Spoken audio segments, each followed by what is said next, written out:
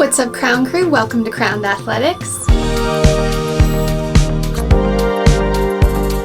I'm Kirsten, your fitness princess, and welcome to Run Disney. If you clicked on this video, you've probably heard of this weird thing called Run Disney where you get to run through the theme parks? How is that even allowed? So you came to the right place. I am your Run Disney expert, and I'm going to give you the entire rundown of how you can participate in a Run Disney race. Before we get started, if you want to continue to learn more about Run Disney now that you are hopefully going to sign up, make sure you subscribe to this channel. Okay, so a little disclaimer, I am going to be referencing a lot of my old videos in this video. I'm not trying to just trick you to go watch more of my videos. It's just we're going to be going over a ton of information here, and in those other videos I break down that information even further and we really deep dive into all of those different things. So if something really sticks out to you into this video that you want to learn more about, I'll definitely be sure to link those videos in the cards and in the description below. And then there's going to be a lot of future videos that I have planned to break down even further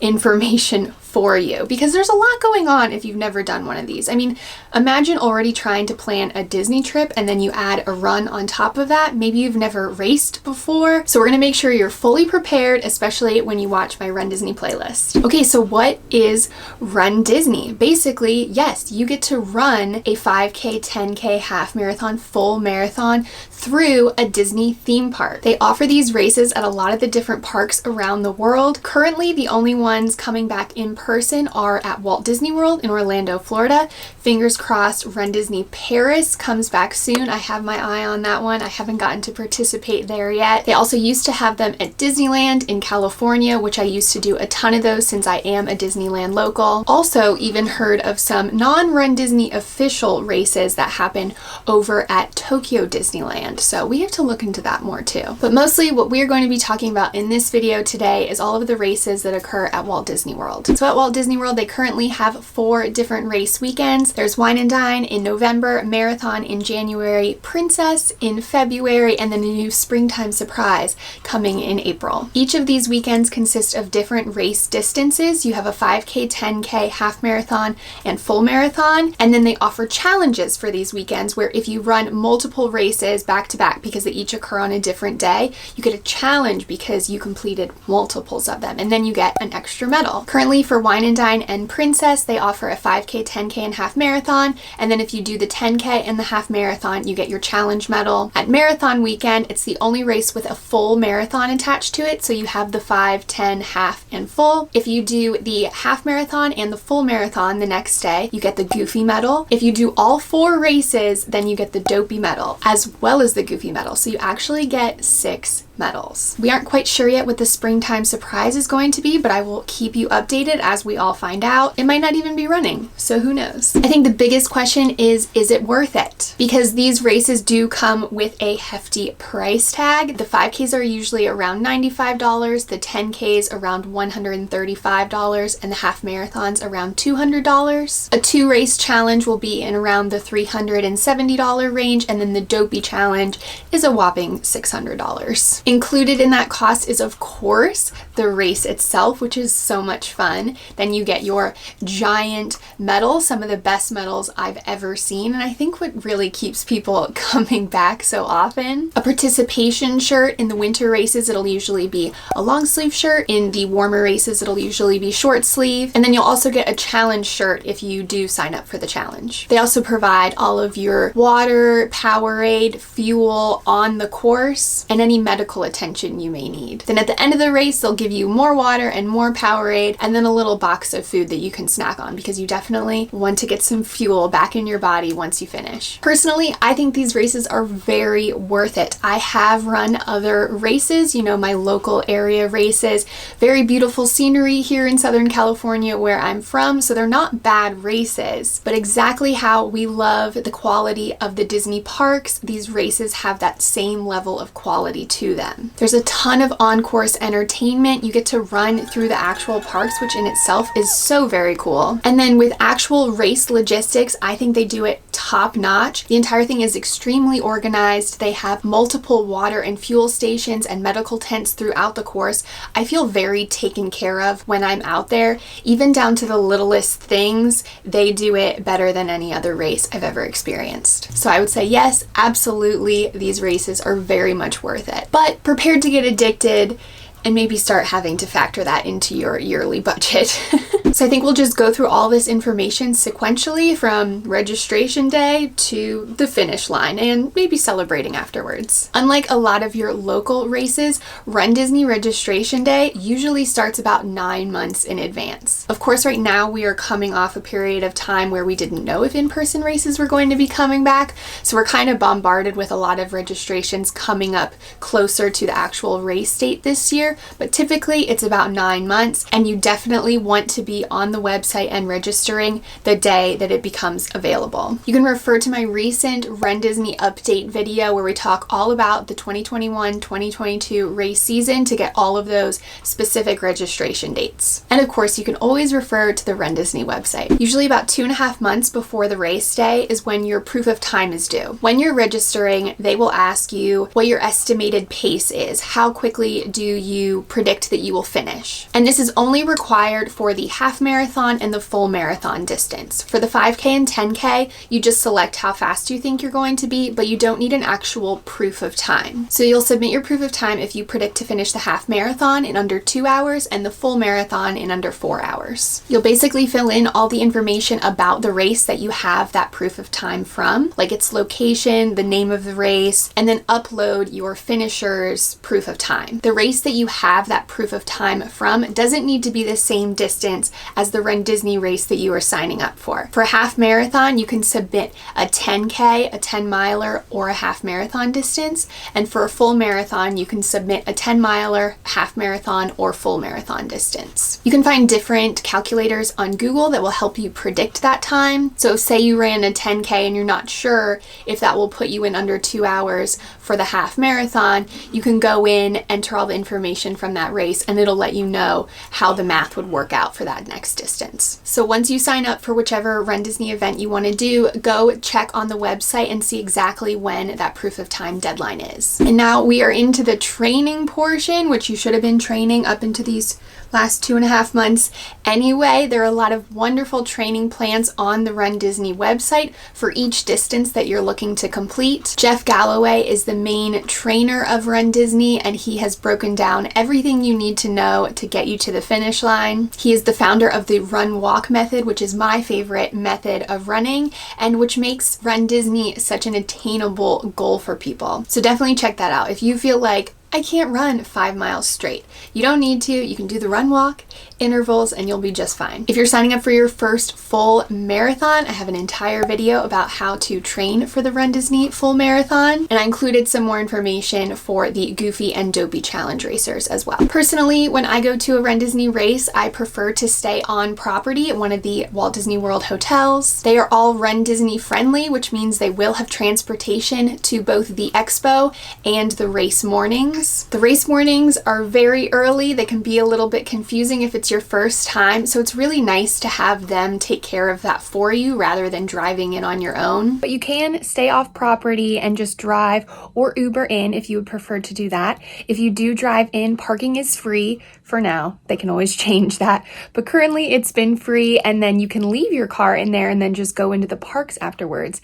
and get free parking for the day. You'll also see a ton of other racers in all the hotels, and it just kind of feels like you're at summer camp, so I really like staying at one of these resorts. So once you arrive for your vacation, one of the first things you'll want to do is head to the Run Disney Expo. It's located at the ESPN Wide World of Sports, which is on Disney property. This is where you'll pick up your bib, your participation shirt, and any other goodies that you want to scope out. There's a lot of fun shopping to be done, lots of I did it memorabilia that you can pick up. The expo usually starts one day before the races start, and then it'll continue through the weekend. weekend. So say for like Wine and Diner Princess that runs Friday, Saturday, and Sunday, the expo will open on Thursday and then close on Saturday. They don't stay open on the last day, the half marathon day. The hours are typically around 10 a.m. to 7 p.m. Of course, I have an entire video about the expo walking you through all of the different areas. There's 3 different main buildings that different things happen in. Things could change now that we're back to in-person races, but hopefully some of it still applies and you'll find a lot of value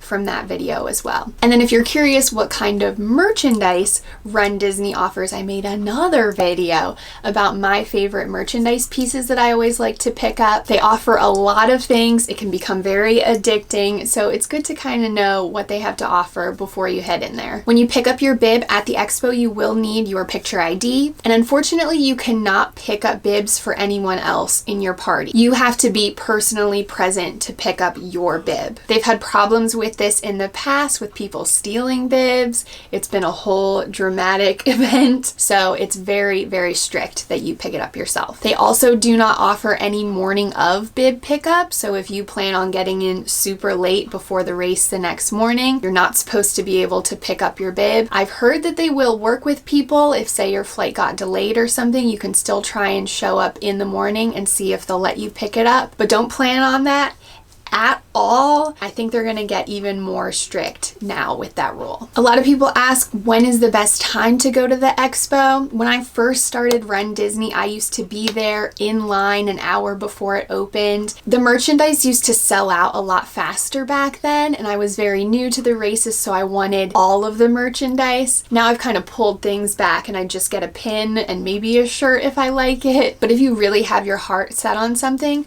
you can definitely get there first thing when it opens on Thursday morning or Wednesday morning if it's marathon weekend. This will, however, be the most crowded time. People are very excited to get there, so prepare to be waiting in a lot of lines to get into each building. I think especially now with the different guidelines and restrictions, they might be letting less people into each expo center. I usually enjoy going towards the end of the day. It's very chill, easy to walk in and out and get all my stuff done pretty quickly. So one of the biggest things people talk about with these races is how early the start time is compared to other races around the country. All the distances start at 5 a.m. in the morning. They do need to get us in and out of the parks before they open, except for the marathon, which, because it's such a long distance, the parks do end up opening before you finish, which is cool because then you get to run through and all the people who are just there for a regular park day get to cheer you on. But mostly they want you out of there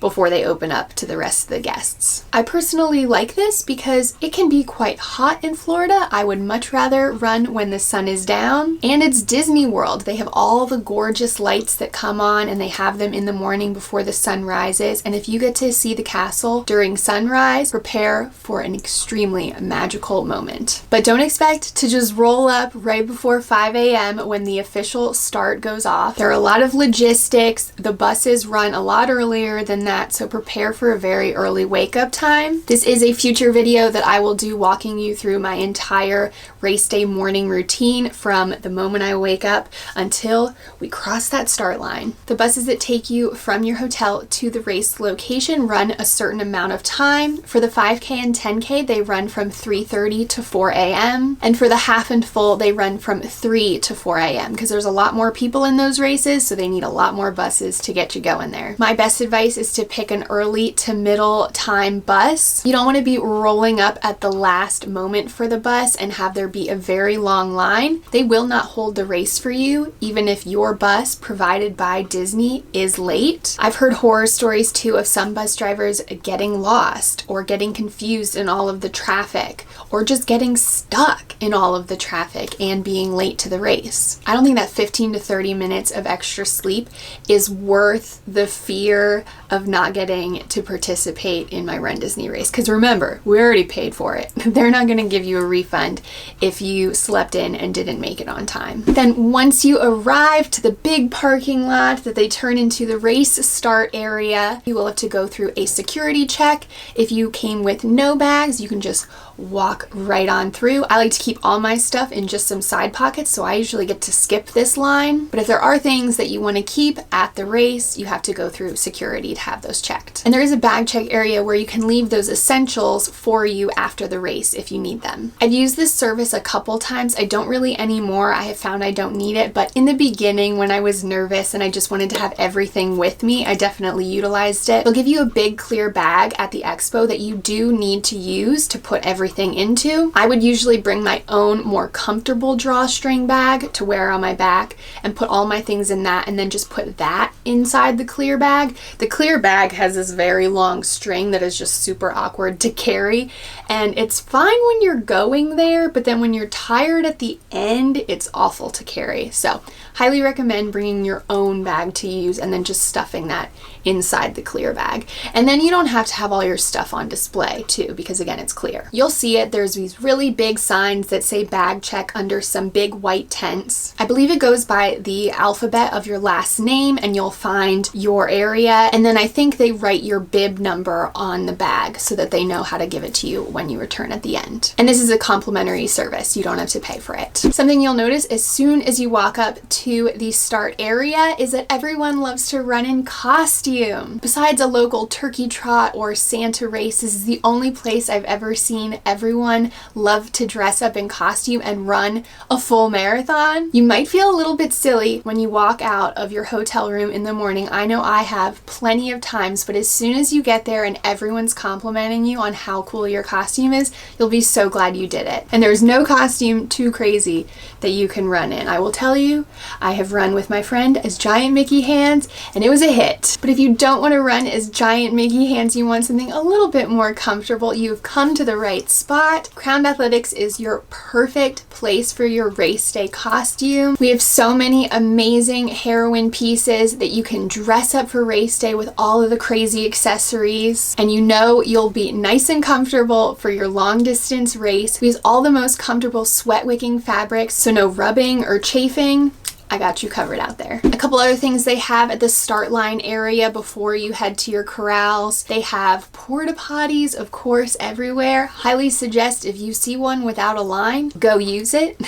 Also, in the past couple years, they started having small food trucks. I believe they have a Joffrey's truck and then maybe one other that has food and coffee. The lines for these are super long. I've never weighted them to know if they go by pretty fast, but I always just bring my own coffee and food from the room. But in case you forgot or something happened and you're running late and you want to get there, rather than wasting your time getting coffee and food at your hotel, it's there for you. Then there's also a DJ there to hype you up. A lot of people hang out in front of the DJ booth.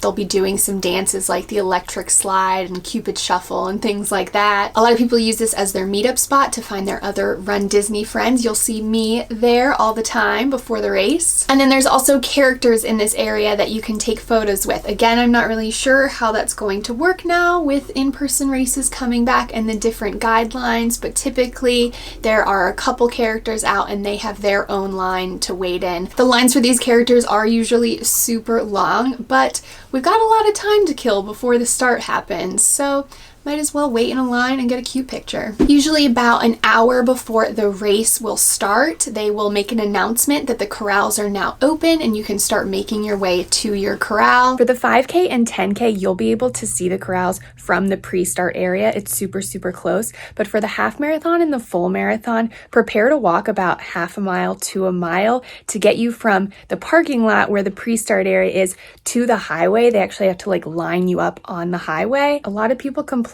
about it. I don't really mind. Look, we're at Disney World. We're going to be walking a lot anyway, and it makes for a really good warm-up for your legs. Don't worry, there are porta potties at the corrals, so if you have to pee during that mile-long walk, you'll be fine. There will be big colored balloons that have your letter on top of them, so you'll see very clearly where you need to go. This is where only runners are allowed now. Your friends and family are allowed to join you in the start area where the DJ and the characters are. I've only only been the first in my corral once. Some people are very adamant about being the first in their corral so that they can be the first in line. As I've slowed down in my older age, I don't really mind as much, so I'll keep hanging out with my friends for a little bit longer. Definitely use the porta potty again, and then I'll head to my corral maybe about 30 minutes before the start. If you are running with a friend and you got assigned to 2 different corrals, you can run together. The friend with the higher level corral will just have to drop down to the lower level. You can't move up in speed. You can only drop down in speed. So if I'm in C and my friend is in D and we were in a run together, I would have to drop down to the D corral. There are cast members there at the entrance to each corral letter, checking that you have the corresponding one or that you are perhaps dropping down. And they will not let you in if they see you're trying to sneak into a faster corral. Don't try it. They'll catch you. Once you're in your corral, there is another DJ in this area that will be there to hype you up, keep everything active because it can get pretty boring sitting over here. You'll start to hear the race announcers about 15 minutes before the race officially starts. Caution runners, course narrows ahead. That's well done. Thank you. The wheelchair racers will get their first start before the official 5 a.m. start time, and then the elite runners will go right after that. Each corral gets their own countdown and a little fireworks show, which is always really exciting. 3, 2, 1, go! Lately, they've been actually breaking down the corrals into mini corrals so that the waves are a smaller amount of people each time. Your bib does have a timing chip on the back of it so it can track your official race time. So at the start line, you will go over your first timing mat, activating your tracker, and then they have a couple more mats sprinkled out through the rest of the course. You can sign up for runner tracking if you have friends and family who want to know where you are on the course to come watch, or I personally like to sign up for it myself. Then when I go over one of these mats, I get a little update to my phone telling me this is your pace, this is your expected finish time, and then I can gauge if I need to speed up or slow down or just have a better understanding about where I am on the course. It's just through text message, so there's a number that you can find on the runDisney website that you can just message that you want to sign up for it, and you put in your bib number and it'll confirm and then sign you up for that tracking. I highly recommend looking up the course that you are going to be participating in before you get to race day. Maybe about a month before the race, runDisney will email out the official race guide and you can look through that, and that does include the course route because things are always changing with construction coming up. It's really good to know what course you're going to be running. For the long distances, I specifically like to know what miles I'm going to be in a park and what miles I'm going to be on the highway. If you've never done a runDisney race before, you might be kind of confused at what you're looking at here. Just try to look at where the mile marker is and you see the little icon of the park, and then figure out where until you get to another icon of a park and what mile that is, and figure out how many miles you'll be on the highway. It's really hard when you're out there and you just keep thinking like, when is this going to end? When is this going to end? When am I going to see something fun and we're going to get to our next big moment at a park? But if I know specifically that miles 4 through 7 are going to be on the highway, I can just kind of like dig in and just keep running and zone out until we get to the fun stuff again. But of course, it's not going to be all boring. It is a Disney race after all, and they provide a ton of on-course entertainment. They have lots of things like local bands and dance groups. They have DJs pumping you up, or big screen TVs with fun little clips of old movies and music. And then of course, characters. Everyone always wants to know about character stops. And yes, they do have characters on the course that you can stop and take photos with. I find that the characters at runDisney races are some of the most unusual characters I've ever seen in the parks. You will have your typical princess here and there, but they have everything from the penguins in Mary Poppins to Sebastian. I saw a full-on Sebastian. Now, the thing is, with these characters, they are super popular, which comes with lines. Now, again, we don't know what the situation is going to be this year with these characters. Maybe it'll be more of a selfie stop. Before, they used to have a PhotoPass photographer there to take a professional photo for you. They would also have another attendant that could take a photo with your own phone if you handed it to them as well. But this meant more time with the characters, character, which meant a longer line to wait for them. There is usually a cast member towards the end of the line that will let you know about how long the line is, but the most popular ones can be about 45 minutes long. So depending on your pace and how much more of the race you have left to do, you really need to decide if that's worth it to you. Personally, rarely stop for characters. I only stop if there's maybe a 5-minute or less wait. I really like to keep on my intervals, especially with the long distances. That's how I succeed. Stopping really throws off my body and it makes it a lot harder for me to continue to enjoy the rest of the race. But some people really enjoy going really fast and then waiting at a character, and then going really fast and then waiting at a character. So you can figure out what's best for you. So with that said, there is a pacing requirement for Run Disney races. It is a 16-minute per mile pace, which I would call a very fast walk. You can do 16-minute miles totally walking, but it will do a number on your hips if you do that for an entire half marathon or full marathon. So I would definitely make sure you are practicing at that pace. Truly, I would recommend training to a 15-minute per mile pace so that then you can take time for some of those character stops. Maybe you need a bathroom break. Maybe you need more walking breaks because you've just never been on a race course before. A lot can factor into it, and it would be better to be trained at a faster pace than be cutting it really, really close at a 16-minute per mile pace. There are pacers that are provided through the race course. At the expo, there will be a pacing booth, and you can go up and find out what corral each pace will be located in, and they also give out wristbands that kind of break down what minute mile you should be at to meet that pace. The pacers wear bright yellow shirts and they hold a big sign that says what pace they predict to finish in. So once you get into your corral, you can kind of look around and see where a pacer is that you might want to run with. I have tried running with these groups before. They are very strict on their pace, so if you need to use the bathroom, they're not going to wait for you. So make sure you're still able to complete the race without needing to rely on a pacing group. And because multiple people join these pacing groups, they can be a bit crowded. It can be a great way to meet new friends, but also there's more course crowding around them. So typically I found I like to avoid them, but if this is your first time, it's definitely a great option. So the last pacing group to cross the finish line will be the 16-minute per mile. These are called the Balloon Ladies. They are actually volunteers that always do these Run Disney races, and they carry big Mickey balloons with them so that they are very visible and you know when they are coming. They are very talented and wonderful at keeping their exact 16-minute per mile pace. The Balloon Ladies basically are like a warning sign that you are falling behind. They're super encouraging and definitely don't want you to fail, but this is kind of your first warning of being possibly picked up. And then behind them are the official Run Disney cast members, typically on bikes, that will then tell you you are not able to finish the race. I think in the smaller, tighter areas, they have golf carts that will come and pick you up. And then on the highways, they have the bus transportation and you'll get on the bus. If you do get picked up though, you still get your medal. However, if you were participating in a challenge, you will not receive your challenge medal because you didn't complete the entirety of the challenge. But back to the fun stuff, there are always mile markers at every single mile on the course. They usually have a boombox of music and a character on there, so they're playing the songs of that character's movie. Great photo op that you can take pictures with. I have a tradition at the 10-mile mark to always take a picture in front of it with hands up like this. I don't know why. We get these weird traditions when we start doing Run Disney races. And then photographers. There are photographers sprinkled all throughout the course. They are mostly found in the park areas.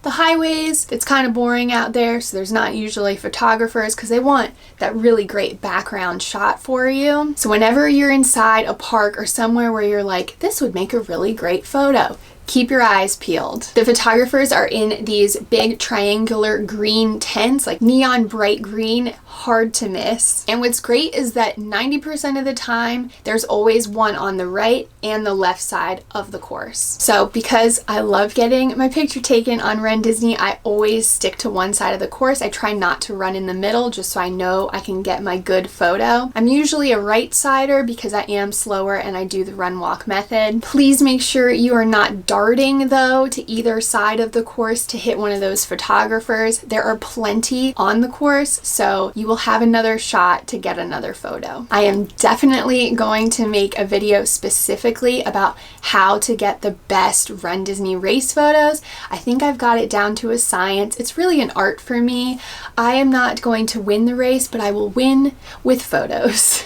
So be on the lookout for that. Since most of the races do finish before the parks open, there aren't really any opportunities to ride any of the rides when you're going through each park. However, with the marathon, again, since it's such a long race and some of the parks do open before you end up finishing, there are a couple opportunities to ride some rides. My favorite is, of course, Expedition Everest in Animal Kingdom. You get there at about the halfway mark, and with my pace, it was about to open up, so I hit it right then when there was no line and it was all runners getting ready to ride the ride. And then another really popular option is once you go into Hollywood Studios, you usually run right next to Tower of Terror, and I've known some people to get on that one. I haven't done that one yet because you do get there a lot later in the day, so it really is going to be mostly theme park attendants and not runners, but you can give it a shot and try it out. Let me know if you do ride it. Like I mentioned earlier, included in the price of your registration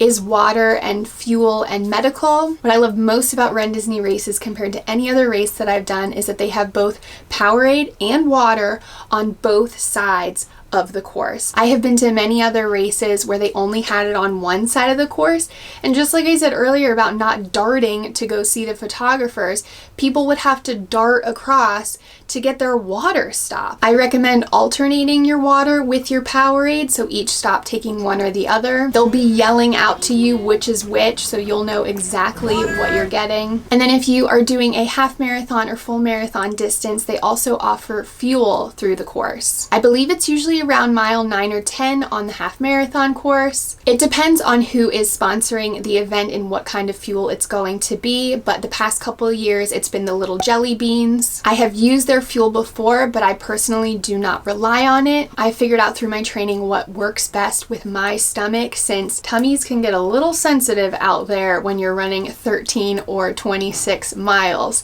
So I usually bring my own, and then if I like what they have, I will take it and use it, but at least I know I'm taking care of myself. On the full marathon course, there's also 2 banana stops and then a chocolate stop, usually around Hollywood Studios towards the end. And then the medical tents are really, really wonderful. They have everything you could ever need there and will take very good care of you. Their frequency is a little bit more sparse in the beginning because hopefully no one needs them as often in the beginning, and towards the end they definitely start popping up a lot more frequently. I've used them for Vaseline for between my legs because if you're chafing, that is not fun. I have gotten Tylenol from them multiple times, and then they also have BioFreeze, which I've definitely used for my knees and ankles when I've been dealing with injuries. One of the best parts about Run Disney is the spectators or spectating. If you aren't doing another distance that weekend, you should definitely go and cheer on the runners. In the past, they did offer Cheer Squad, which was an additional package that your spectator could purchase. Comes with specific viewing areas in the Magic Kingdom and at the finish line, along with some noisemakers and a really fancy blanket that I'm very jealous my mom got to have. They said right now with the adjusting guidelines that spectating is up in the air, so we're not really sure what kind of packages they might offer, but I'm sure we can still all go at least stand on the side of the course and cheer everyone on.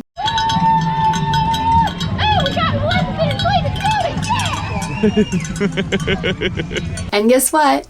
That's another video I'm going to make about all the different locations that are really great to go watch your friends and family run by, and then the transportation options for getting around to each of those. It can be a little bit complicated. I learned a lot of lessons, so it definitely needs its own dedicated video. So you've gone through the course, you've stayed to your amazing pace that you trained to, you got all the pictures with the characters, and now it's time for the finish line. The Run Disney finish lines are like no other. They are so hype and fun. You'll turn the corner and you'll start seeing all of the rows of crowds cheering for you. They have loud, awesome pump up music going. A couple yards before the actual finish line, there's another tracking mat, and as you go over it, the race announcers get a whole screen of all the people that are coming up, so you might get your name shouted out as you're crossing the finish line. They have a rotating rotating bunch of characters there in their really cute Run Disney outfits there to cheer you on. And then of course a whole bunch of photographers at the end. So make sure you have the biggest smile on and your hands up in the air so you can get the most epic finish line picture. So now we're in the finisher chute. A couple yards ahead of that, you're going to get your medal. Then you'll continue walking and you'll see a medical tent over to the right hand side in case you need anything right away. I have definitely stopped there for some ice for my knees before.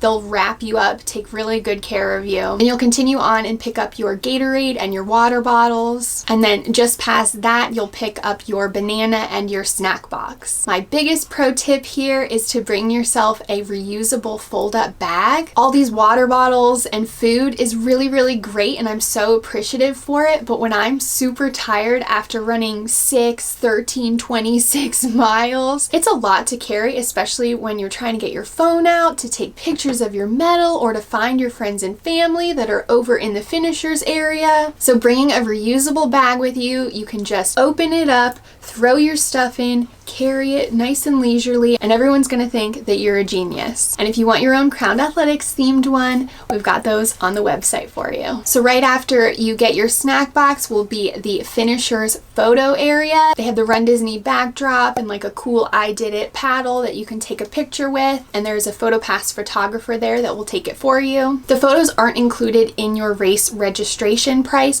but if you did buy PhotoPass for your entire Walt Disney World trip, then they will be included in that. On the back of your bib, you'll find the instructions for how to link your photos to your Walt Disney World app. And they usually show up pretty fast because they just take it by your bib number. So make sure your bib number is very easily visible for the photographers to see it, and they'll just show up and you'll be able to start posting all your photos right away. Then you'll head out into the reunion area where they'll have the DJ again. They'll have a lot more food and snack booths and some beer and champagne booths if you want to celebrate. In the past, I have had some difficulty with service in this area, so if you are meeting up with friends and family, it might be a good idea to decide on a meetup spot beforehand, maybe like at the coffee cart or at the bag check or the DJ, something that I've already gone over in this video that you know is going to be there, so you can say, hey, let's both go find this and we'll meet there. They do usually have a small cart of merchandise. If there's something that you didn't pick up at the expo that you now want to purchase, it's usually a very small selection, but I have picked up a jacket there before that I had regretted not getting in the expo. And then if you're super proud of your time, maybe you got an awesome PR, they offer metal engraving in one of the tents. And then once you're done taking all of your photos and celebrating with everyone and hearing all the clanging of the medals going around, you can either take your car back that you drove in with,